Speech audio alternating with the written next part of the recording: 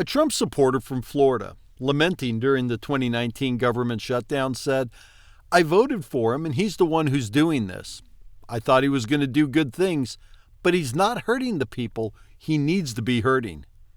This stark admission encapsulates a sentiment that resonates deeply within the MAGA movement, a profound sense of being unheard and overlooked by the political establishment.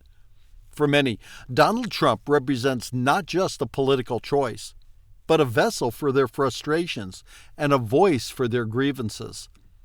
Consider Vox's story about the case of Sharita White from Philadelphia, a black voter who supported Trump in the 2024 election. Disillusioned with the Democratic Party and grappling with economic hardships, she saw in Trump a promise of change.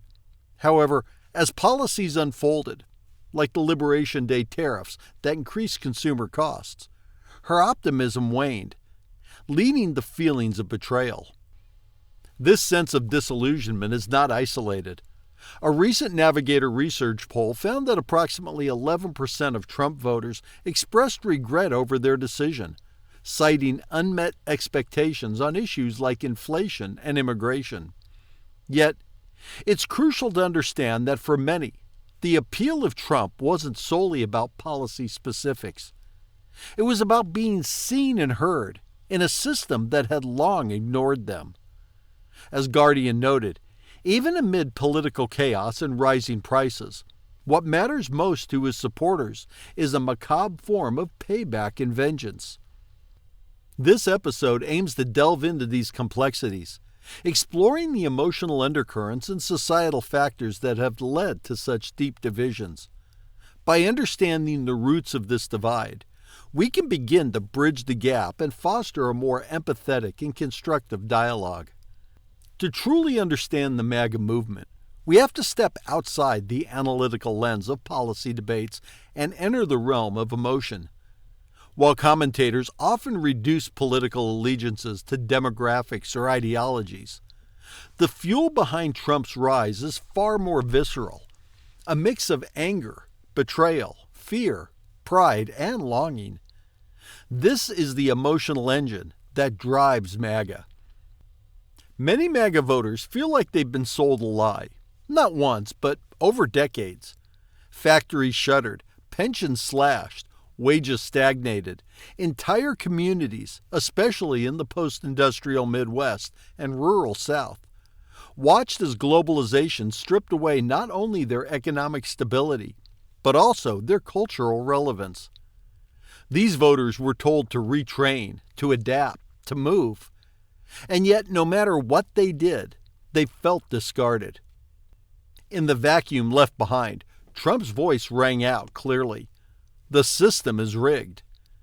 He wasn't wrong. And that's what made him dangerous. Because while the left has been saying the same thing about Wall Street, inequality, and corporate capture, it was Trump who said it in a language that sounded like blame, not reform. Blame felt better. Blame gave people something tangible. It gave them someone to fight. The MAGA slogan, "Make America Great Again," is a masterstroke of emotional rhetoric. It doesn't name a time. It doesn't specify a policy. It's a Rorschach test, inviting each person to project their own version of a lost golden age onto it. For some, that was the booming 1950s. For others, it was pre-NAFTA job security. For many white Christian conservative Americans, it was a time when their values dominated the culture, when they didn't feel like strangers in their own country. And therein lies the trap. MAGA is powered by nostalgia for a past that was never as universally good as people remember. But memory is subjective. It doesn't matter if the good old days were also rife with racial injustice, gender inequality, and unacknowledged poverty. If you felt safe, respected, and seen back then, that becomes the benchmark. And anything new becomes a threat. A core emotional undercurrent in the MAGA movement is the fear of being replaced, economically, culturally, even demographically. Conspiracy theories like the Great Replacement don't arise in a vacuum. They gain traction when people feel pushed out of their own lives. Automation takes jobs. Immigration challenges old notions of identity. Political correctness seems to police what can be said. DEI programs, LGBTQ visibility, and anti-racism efforts are perceived not as inclusion, but as inversion. A zero-sum game in which somebody's gain must be somebody else's loss. This fuels what scholars call dominant group status threat, the belief that one's group is losing its rightful place in society. That belief, even more than economic insecurity, explains why many affluent or middle-class whites support MAGA politics. By the time Trump entered the scene, grievance had not just become an emotion, but an identity. Entire media ecosystems, Fox News, talk radio, online forums, Facebook groups, reinforced a worldview of persecution. The government is corrupt, the media lies, and coastal elites laugh at you. In that world, facts matter less than loyalty. Being right is less important than being on the right side. Trump capitalized on this perfectly, not by solving problems, but by naming enemies. The deep state, the fake news, immigrants, the woke mob. Grievance politics is intoxicating because it offers moral clarity in a confusing world. It's easier to feel righteous than to feel confused or powerless. One of the most misunderstood dynamics of MAGA is that many of its voters remain loyal, not despite Trump's failures, but because of his perceived suffering. In their view, he is being attacked by the same people who have attacked them. This is why scandals often boost his popularity. Every indictment, every insult from the media, every court ruling, it all reinforces the myth of shared persecution. If they hate him, he must be doing something right. This emotional feedback loop transforms political loyalty into something closer to faith. And faith is not won through argument. It is kept through belonging. Now that we've mapped out the emotional terrain, the next step is to understand how this movement sustains itself. It's not just about what MAGA voters feel. It's about the stories they're told every day that validate those feelings. Culture war narratives, from critical race theory to trans rights to cancel culture, have become the new battlegrounds. Let's take a look at how these flashpoints are not the root causes, but accelerants for a deeper, older fire. If the emotional engine powers MAGA, then the cultural war is its terrain. It provides the battles, the villains, the slogans, and most importantly, the feeling of ongoing crisis. Unlike traditional political fights over taxes or infrastructure, culture war conflicts are existential. They're not about what the government does. They're about who we are. One of the most effective tools in culture war politics is that it colonizes the mundane. A school library, a Target display, a Netflix show, a pronoun in an email signature. These become signs of creeping ideological threat. Nothing is neutral anymore. This isn't an accident. Right-wing media figures like Christopher Rufo have explicitly stated their strategy to turn critical race theory, or trans rights, or DEI, or woke into catch-all symbols of leftist takeover. The goal isn't to engage in good faith discussions. It's to flood the zone with conflict, keeping their base in a state of moral panic. The more people feel that everything around them is politicized, the more likely they are to double down on identity over compromise. Trump didn't invent this dynamic, but he perfected its performance. Take the fight over bathrooms, or book bans, or don't say gay laws. These aren't really policy disagreements. They're proxies for deeper fears about cultural change, about gender, race, power, and visibility. When a school discusses systemic racism, some parents see it not as education, but as indoctrination. When a teacher acknowledges a student's preferred pronouns, some see not compassion, but coercion. What's being debated isn't facts, it's status. And so every compromise looks like surrender. Every inclusion feels like displacement. The terrain of culture wars turns diversity into threat, progress into loss, and democracy into a zero-sum game. Woke was once black slang for political consciousness. Now, anti-woke is a rallying cry and a full-blown brand.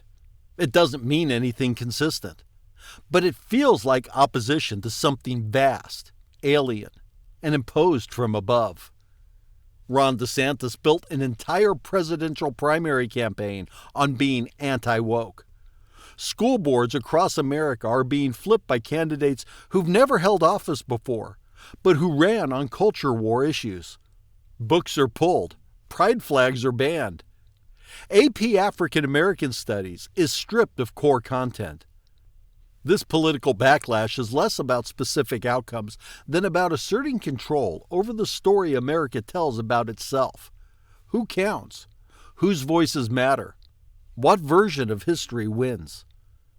A core narrative fueling the culture war is that normal Americans, often implicitly white, Christian, and conservative, are under siege by the radical elite minority. This flips the reality on its head.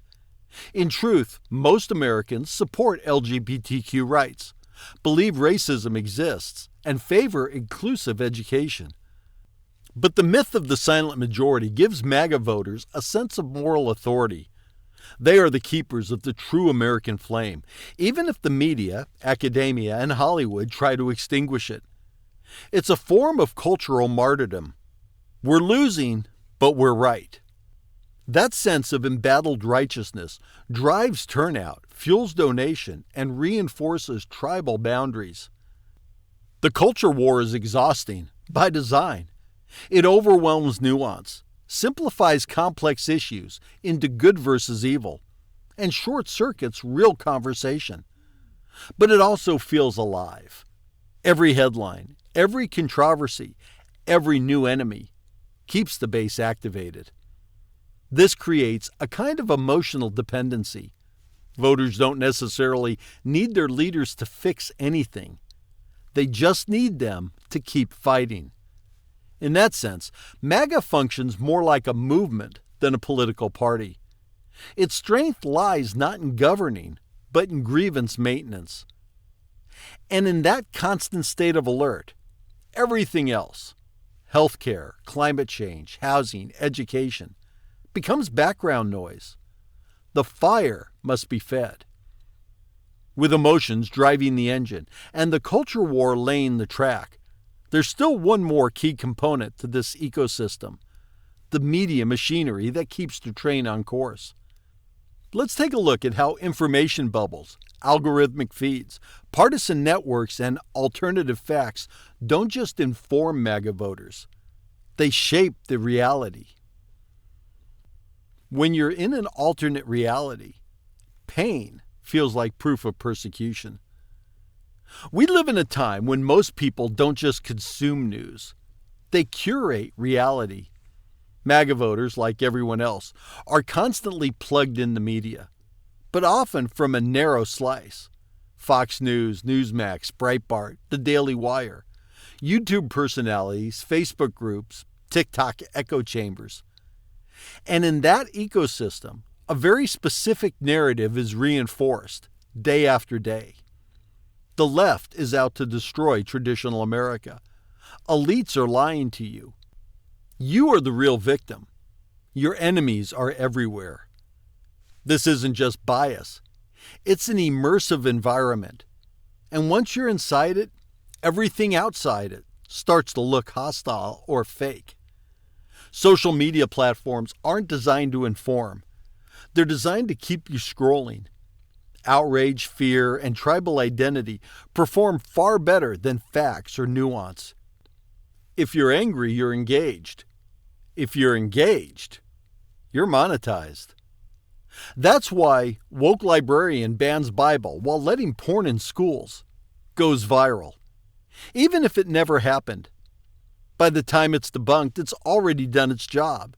Inflamed the base, created a villain, hardened belief. MAGA culture isn't just anti-elitist. It's hyper-immersive. People don't just consume this stuff. They live in it. Memes might seem like jokes, but they serve a powerful function. They reduce complexity to digestible symbols. They create in-groups through shared language and humor. And they reinforce identity while inoculating against empathy. A meme mocking AOC, a clip of Biden stuttering, or a photoshopped image of Trump as Rambo. These aren't just funny or cruel. They are shorthand for how to feel about the world. And in a fragmented world, those symbols become anchors. Your Facebook feed isn't just keeping you entertained. It's telling you who you are and who you're against. Once inside the echo chamber, the jump to conspiracy is small. If you already believe the media lies, the government is corrupt, and the elites hate you, then it's not hard to believe the election was stolen, COVID was a hoax or a bioweapon, vaccines or population control, schools are grooming your kids, or a globalist cabal controls everything. These aren't fringe views anymore. For millions, they are reality. And conspiracy culture is emotionally satisfying.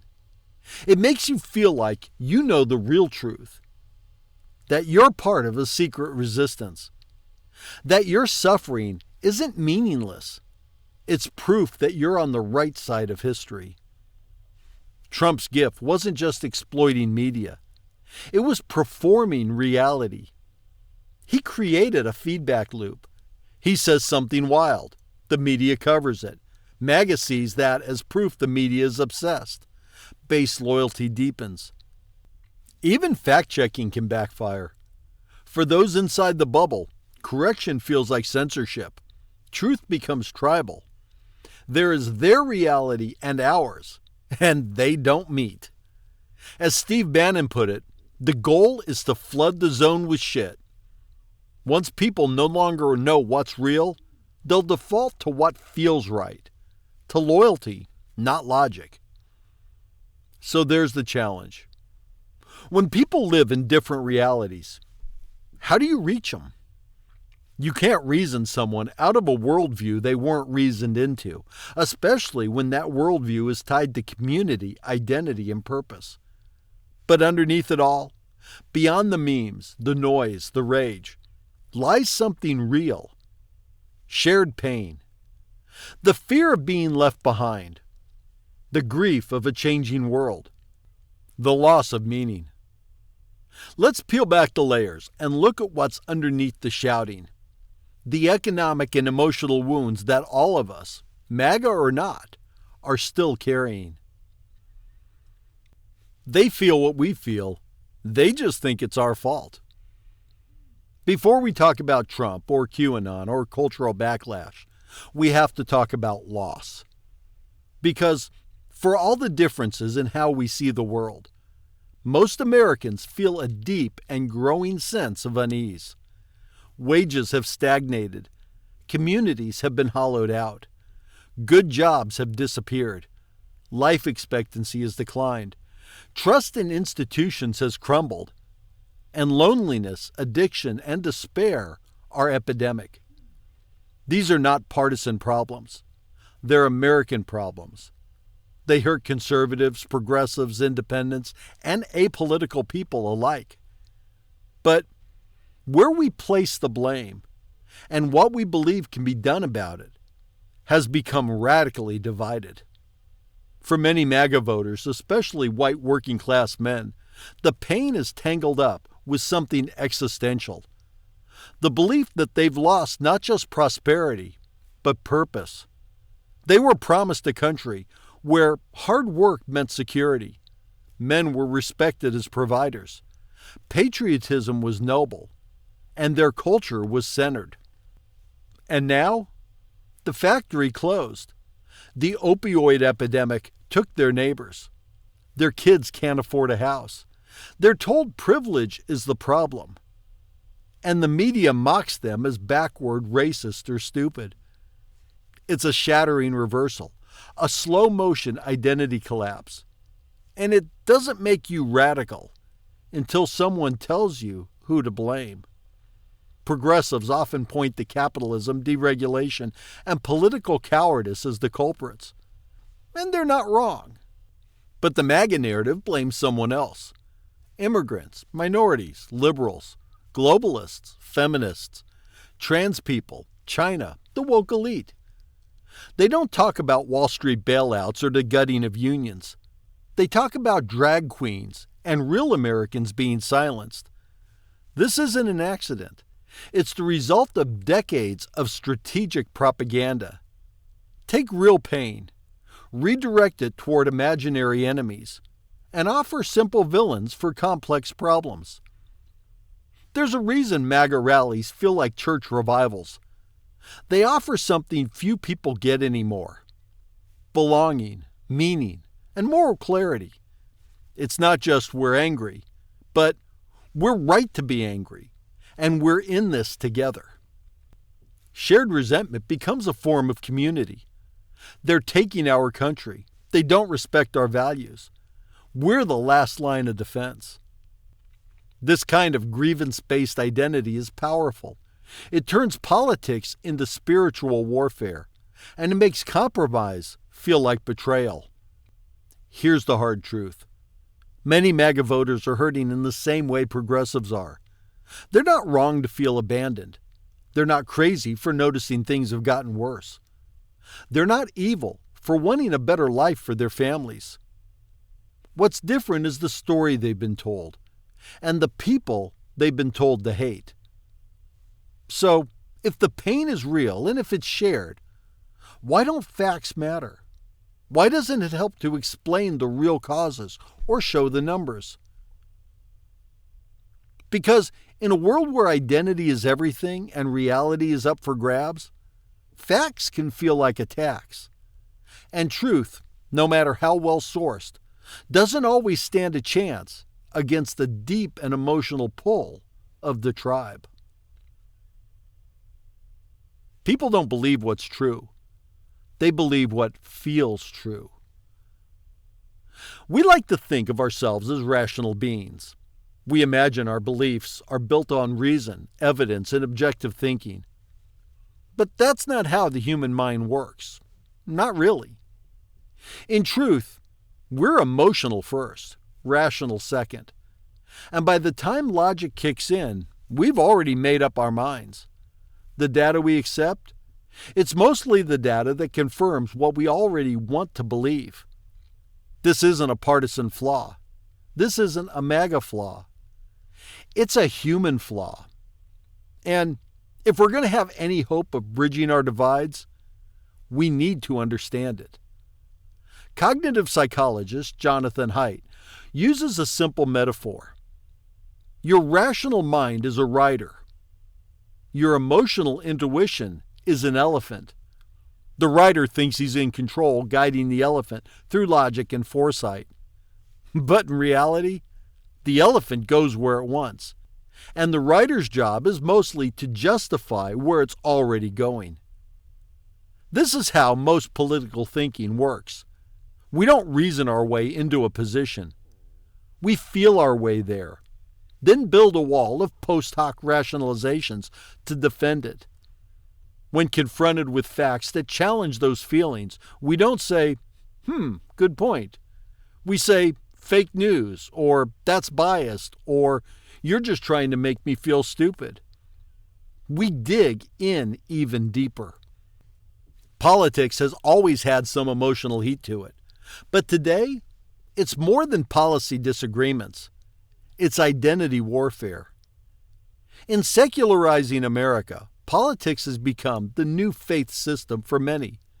It offers a moral framework, a sense of belonging, a list of enemies, and a righteous cause.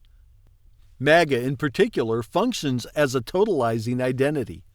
For many, it's not just support for a candidate.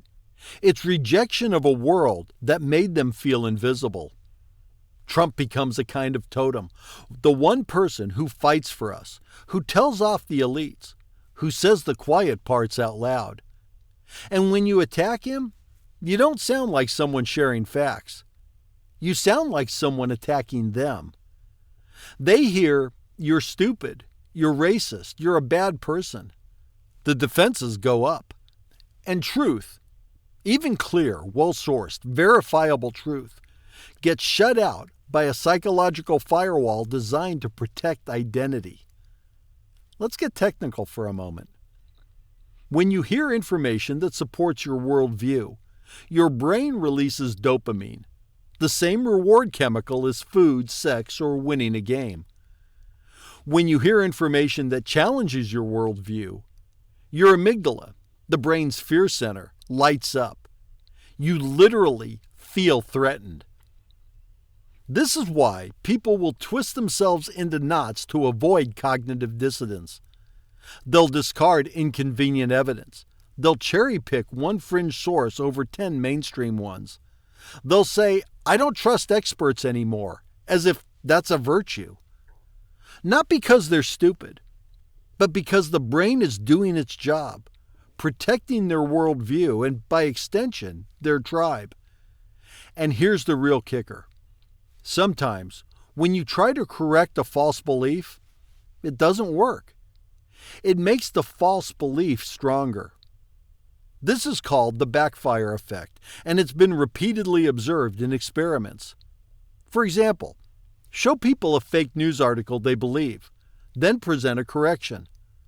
Not only do many reject the correction, they double down on the fake story. This happens across ideologies. But the stronger someone's political identity, the stronger the effect. Why? Because the correction doesn't feel like help. It feels like an attack. Here's the bottom line. You can't fact-check someone out of a belief they didn't fact-check their way into. You can't logic someone out of a conclusion they reached emotionally.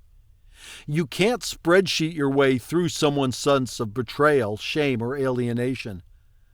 Facts are not persuasive when they feel like threats. Truth is not welcome when it comes from the mouth of someone you see as an enemy. So, if this is how the mind works, what does that say about the way progressives argue? Why do facts, data, graphs, policy papers, fail to persuade? Because maybe, just maybe, we've been fighting the wrong battle. Let's talk about why the left, so often armed with the truth, still loses hearts and minds. It's not enough to be right. You also have to be heard. If the last segment was about human psychology, this one is about political strategy. Because once you understand how deeply emotion and identity shape belief, you start to see a painful pattern. The left, particularly the technocratic, urban, college-educated left, keeps talking as if facts are the battlefield. And they keep losing. Let's be clear. Progressives are often right. On the climate crisis, on income inequality, on health care, policing, gun violence, LGBTQ rights, reproductive freedom. But being right isn't enough. The data says, according to a recent survey, the numbers show. These are signals of intelligence, but they're not persuasive. Not to someone whose life feels like a slow-motion collapse. People don't vote based on charts.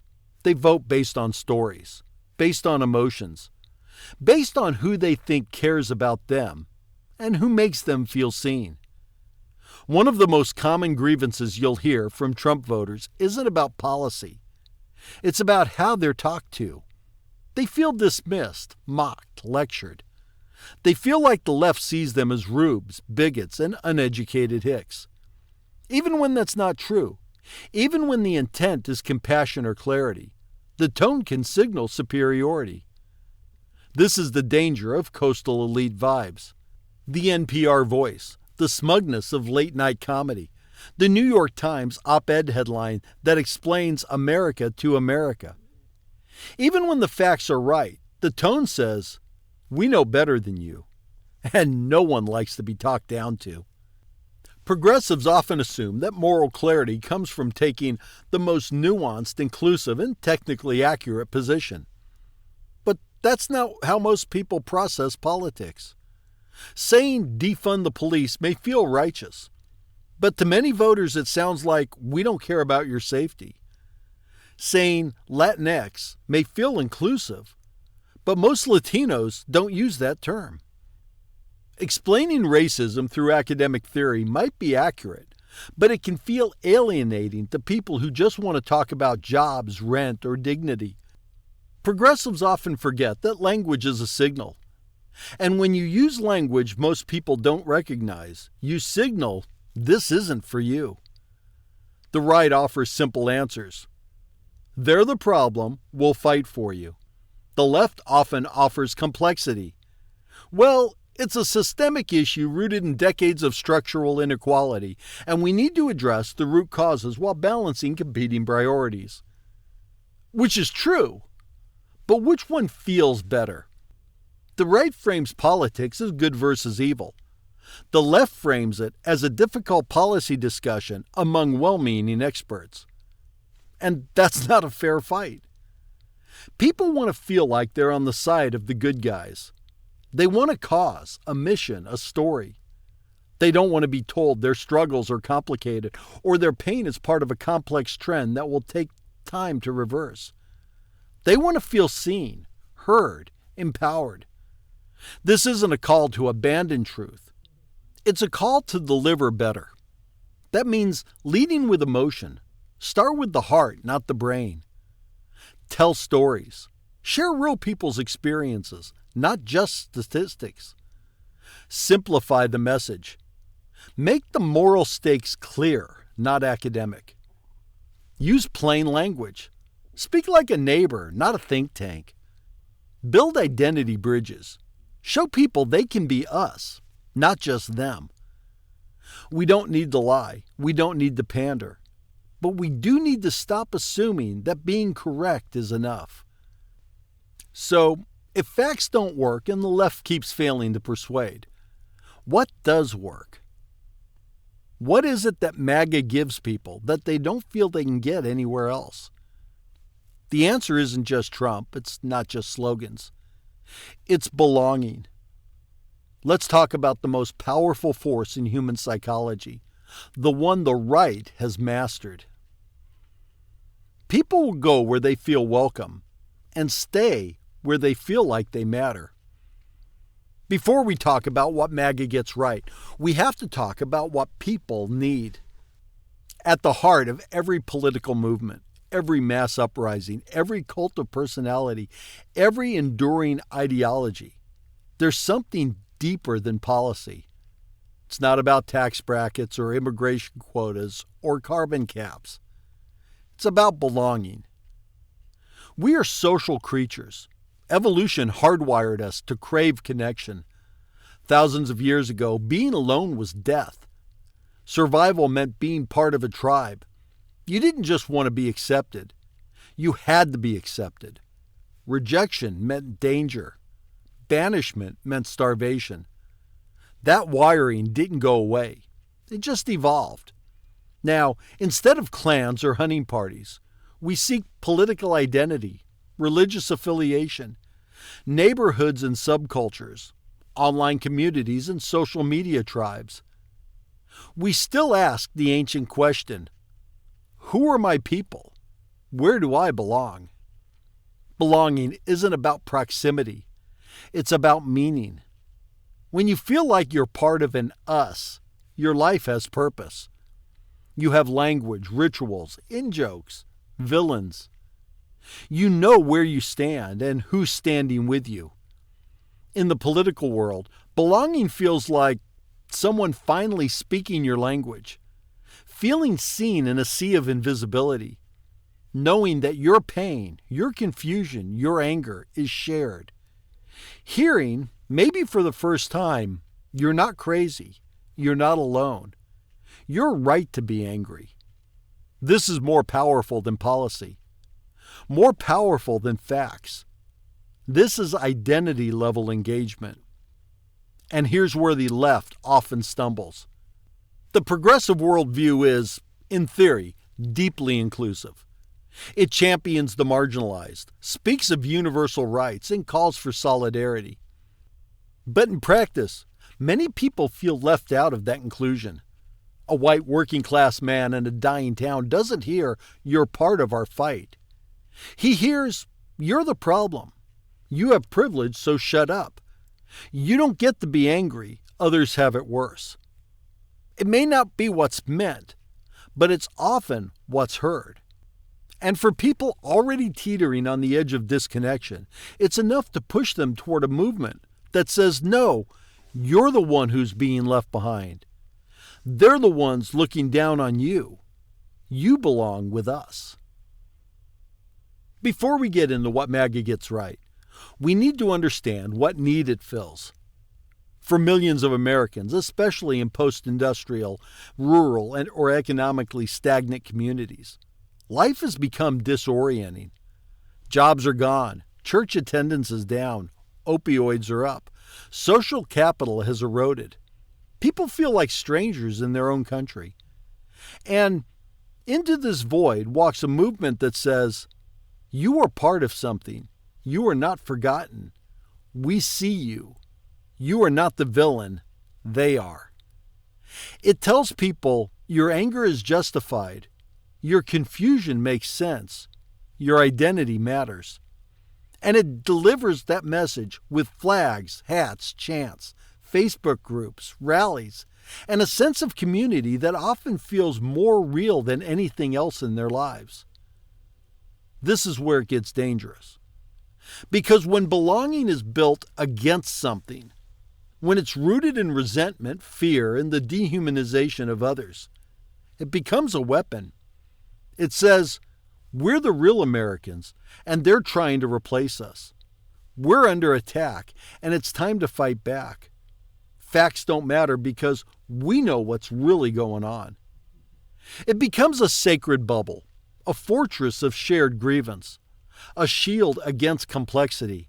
And when you try to poke holes in that shield with facts, it just confirms what they already believe.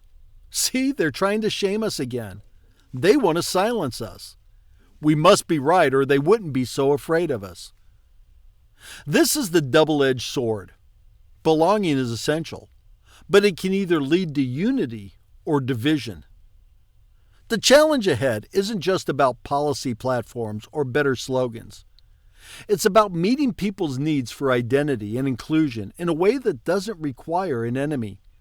The left will not win simply by being less crazy. It has to build its own structures of meaning, its own narratives that say, "You are part of us, and we're in this together." Only then can we begin to pull people out of the emotional gravity of MAGA. So now, with all this in mind, the psychology, the identity, the emotional infrastructure, we're ready to ask the uncomfortable but necessary question. What does MAGA get right? Not morally, not factually, but emotionally, strategically, and culturally. Because for all its dangers and distortions, MAGA didn't come from nowhere.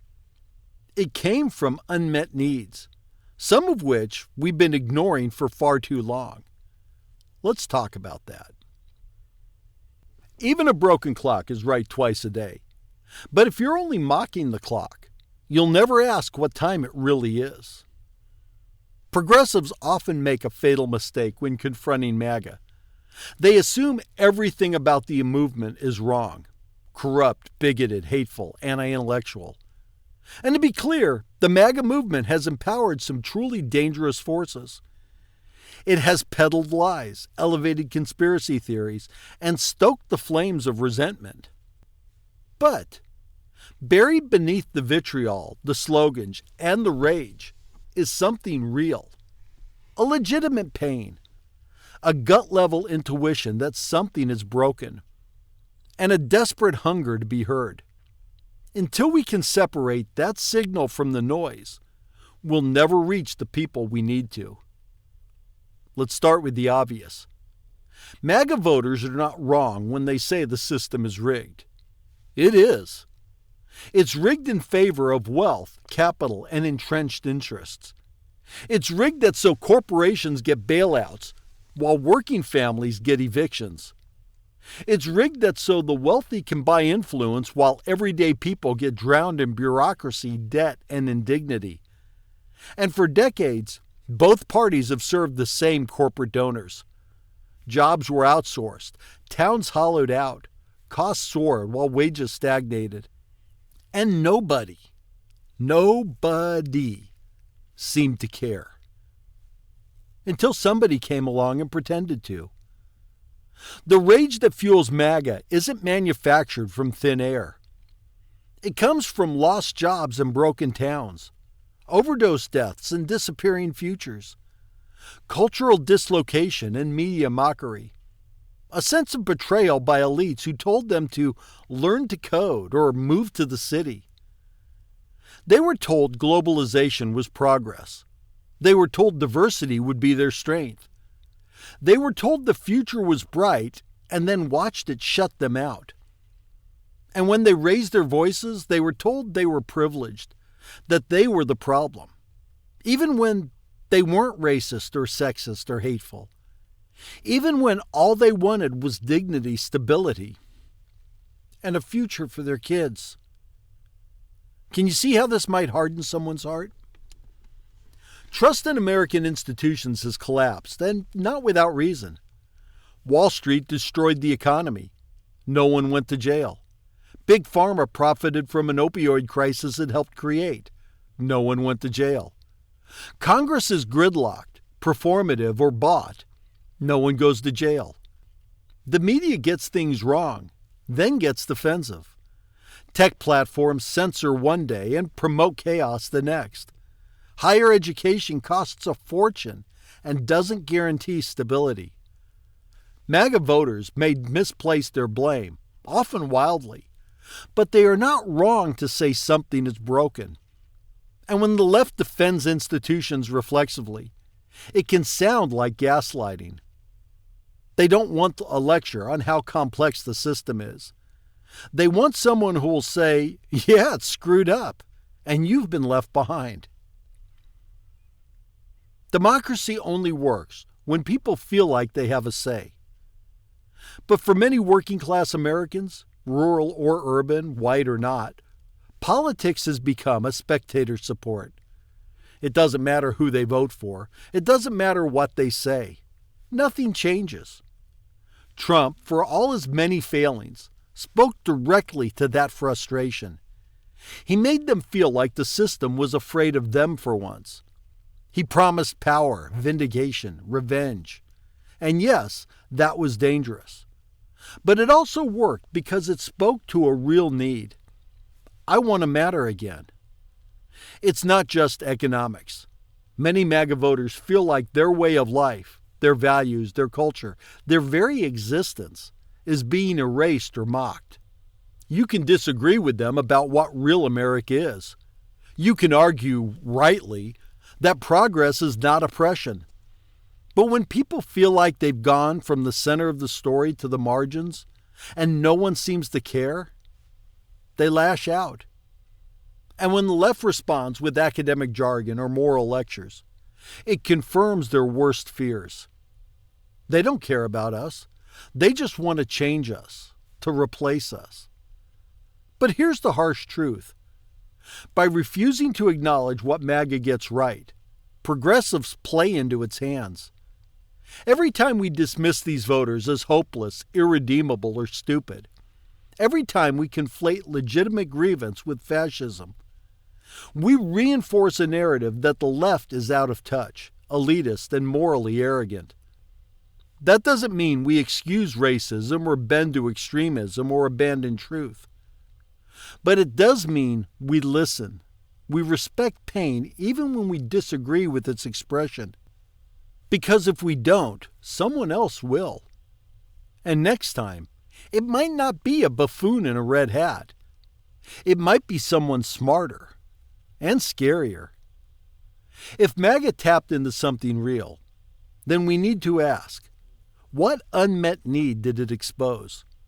What truth did it hijack? And how can we respond with more than scorn? The goal isn't to validate MAGA. It's to understand why it landed and to build something more honest, more hopeful, and more human in its place. The house is already on fire. We can keep shouting at each other about who lit the match, or we can pick up the bucket. We've traced the fracture lines. We've looked at where facts fail, where persuasion falls short, and where MAGA, for all its fury and falsehood, found a voice that people needed to hear. And now we're standing here, together in the wreckage. Not metaphorical wreckage. Real wreckage. Economic, social, cultural, personal. We're living through a slow unraveling of trust, not just in institutions, but in each other. But if there's anything still worth saving, if there's still something sacred in the project of democracy, then we have to find a way to speak again, not just to, but with each other. And it starts with a truth many of us don't want to hear. Empathy isn't about agreeing with someone's conclusions. It's about understanding their experience. It's not a white flag, it's a tool. If someone is drowning in lies, you don't throw them a stack of fact checks. You get in the water. You build trust. You help them see that they were lied to, not because they're stupid, but because someone targeted their pain. Empathy lets us disarm the tribal defenses. It says, I see you, even if I don't agree with you. That's not weakness. That's how movements are built. That's how families heal. That's how history bends. Forget the partisan scorecard. What's really at stake for all of us is something deeper. Dignity, not to be mocked, erased, or disposable. Security, to know your kids will have clean air, a roof, and a future. Voice, to matter, to be heard, to help shape the story of your own life. Left, right, MAGA, progressive, strip away the noise, and most people want the same things. They just don't believe the other side will let them have it. But here's the hard truth. Nobody's getting it unless we all do. You can't build dignity on someone else's humiliation. You can't build security on someone else's fear. You can't build voice by silencing everyone who disagrees. This isn't just moral, it's strategic. If you want a better future, you're going to need the people you disagree with to help you build it. So here's the invitation. Not to convert, not to win, not to own or debate anyone, but to talk, to listen, to share stories instead of stats, to ask questions instead of making assumptions, to say, I don't agree with everything you believe, but I understand why you might believe it, and I still think you matter. If that sounds impossible, good. We need impossible right now, because the alternative is silence or escalation, and we already know where that road leads. If there's some common ground left, it's not in the slogans. It's in the rubble. The pain we all feel, even if we name it differently. The grief we carry, even if we blame it on different things. We can meet there, in the ache, in the loss, in the wreckage. And maybe, just maybe, we can build something better. Not by erasing difference, but by honoring humanity. This is not about right versus left. It's about all of us. The disillusioned, the exhausted, the angry, the grieving, deciding what comes next.